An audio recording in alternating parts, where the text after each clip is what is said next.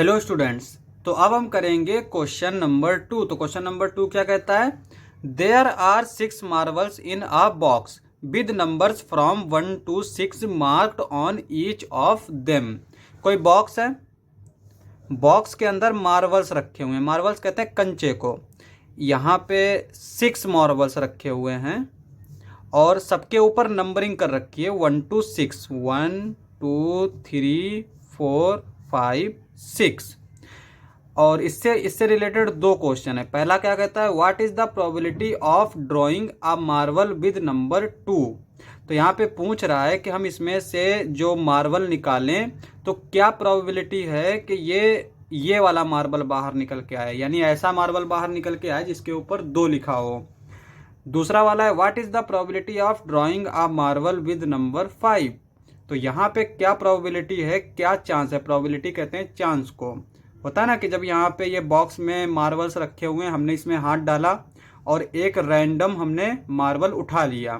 तो यहाँ पे पूछ रहा है कि क्या चांस है, क्या प्रोबेबिलिटी है कि वो जो मार्बल निकालो उसके ऊपर 2 लिखा हो या फिर उसके ऊपर यहाँ पे ये 5 लिखा हो। सेकंड वाले पार्ट के लिए तो प्रोबेबिलिटी का फार्मूला क्या होता है, सॉल्यूशन लिख लेते हैं।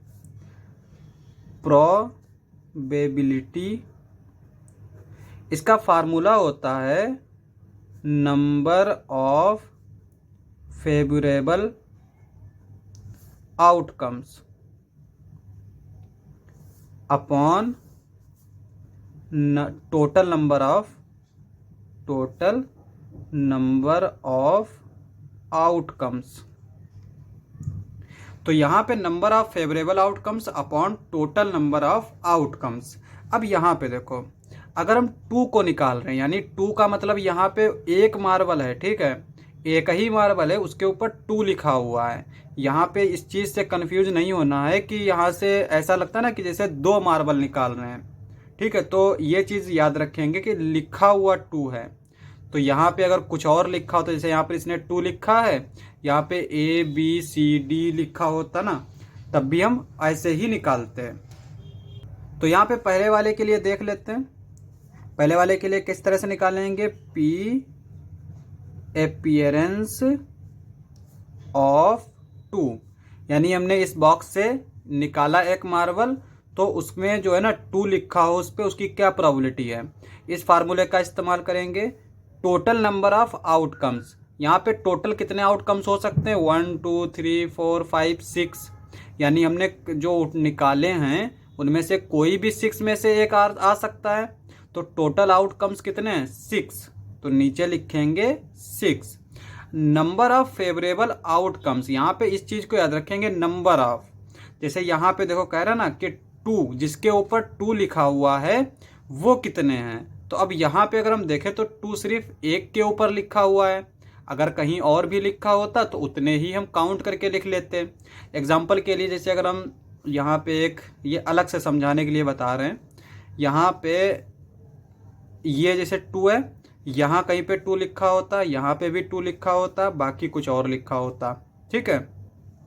तो अब यहाँ पे 2 वाले कितने हो गए, 1 2 3 4। तो फेवरेबल आउटकम्स कितने हो गए, जिसको हमें चाहिए है वो हो गए 4, ठीक है। तो यहाँ पे इस चीज का ख्याल रखेंगे कि यहाँ पे एक ही है, तो ऊपर लिखेंगे 1। तो फेवरेबल आउटकम क्या है, 1। तो इसकी प्रोबेबिलिटी क्या हो जाएगी, 1/6। यानी 6 में से अगर हम मार्बल निकाल रहे हैं रैंडम, तो उसके वो वाला मार्बल निकले जिसके ऊपर 2 लिखा हो, उसकी प्रोबेबिलिटी है 1/6। अब आते हैं हम सेकेंड वाले पार्ट पे।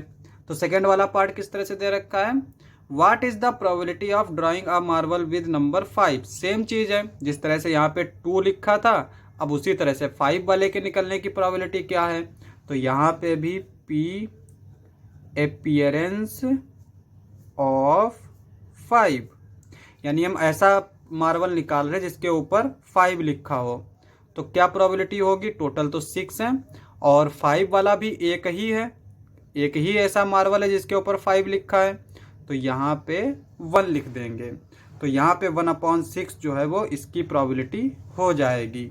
लास्ट पार्ट था, क्वेश्चन समाप्त। नेक्स्ट लेक्चर में करेंगे नेक्स्ट क्वेश्चंस। आज के लिए बस इतना ही।